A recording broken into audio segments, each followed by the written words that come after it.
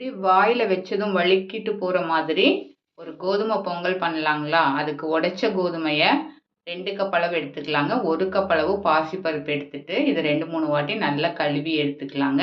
இப்ப இத குக்கருக்கு மாத்திட்டு 2 கப் கோதுமைக்கு ஒரு 6 கப் அளவுக்கு தண்ணி சேர்த்துட்டு, உப்பு தேவையான அளவு சேர்த்துட்டு, மஞ்சத்தூளும் சேர்த்துட்டு, கொஞ்சமா நெய்யும் சேர்த்துட்டு, இத மூடி வச்சு மீடியம் ஃப்ளேம்ல ஒரு 4 விசில் விட்டுக்கலாங்க.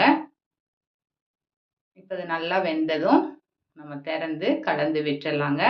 பார்க்கும்போதே அப்படியே வெண்ணெய் மாதிரி இருக்கு பாருங்க. இப்ப இதோட நான் குறுமிளகும் ஜீரகத்தையும் தட்டி சேர்த்துருக்கேங்க. இதோட கட் பண்ணின மல்லி இலையும் கருவேப்பிலையும் சேர்த்துட்டு, இதோட துருவின இஞ்சியும் ஒரு 1/2 டீஸ்பூன் அளவுக்கு பெருங்காயத்தூளும் சேர்த்துட்டு, கொஞ்சம் முந்திரியை நெய்யில் வறுத்து சேர்த்து நல்லா கிளறி விட்டு சர்வ் பண்ணுங்க. சாம்பாரோடவோ சட்னியோடவோ அப்படியே அட்டகாசமாக இருக்கும்.